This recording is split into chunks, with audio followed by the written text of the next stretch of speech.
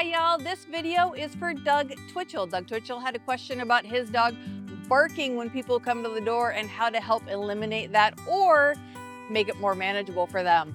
So this is going to be a few different steps to create a dog that will let you know when somebody's there but not go crazy and get too excited. The first thing we need to talk about is why your dog is barking.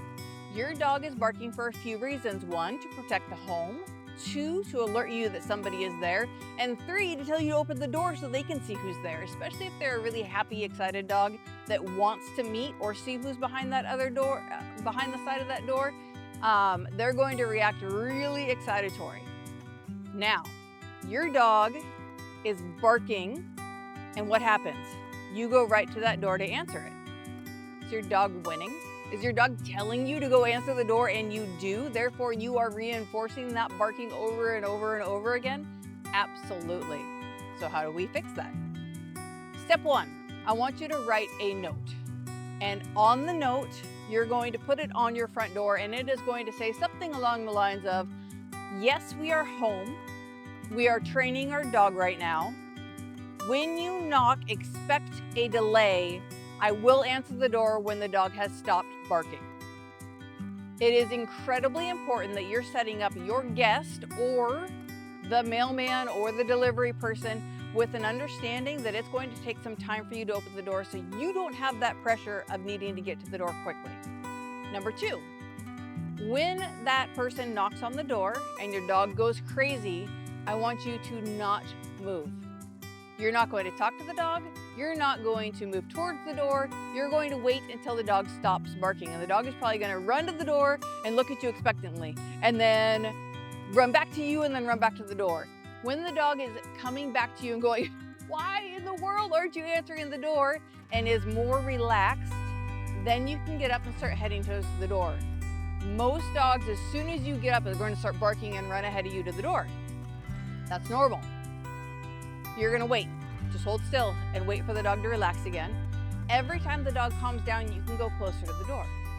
Once you hit the door, I would like you to ask your dog to sit. Once its booty has hit the ground, then you can start to open the door. What happens if the dog gets up? We're gonna close the door. And that means you're gonna close the door right in that person's face. But if on that note, they understand to be patient and that you're waiting for your dog to be relaxed, everything will go smoother and you won't feel that anxiety of having to open the door quickly. So again, you're going to start to open the door. If the dog stays seated, you can open the door, and then you can say, okay. If you happen to have someone working with you who understands what you're doing and is willing to just hang out there, that's even better. So then the dog is going to learn that it can bark once or twice, and then you don't go to that door until they're calm.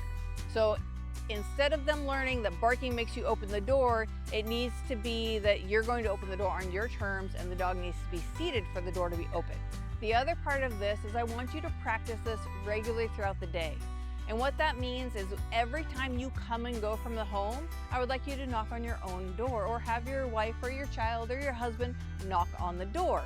And that's going to mean that it's not always someone new and exciting, so the dog's level will also come down.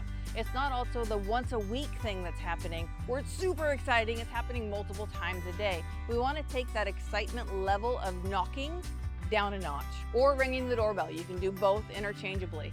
So if you can, ask your neighbors to help you out, or if you have children, make sure that they're actually knocking on the front door and not coming in the normal, like say side door or garage door or anything like that. Come through the front door, and even if it's just you and your dog is loose in the home, when you get home, knock on the door and wait until your dog stops barking to enter. And your dog will learn that being quiet will get them to see who's on the other side of the door so much quicker.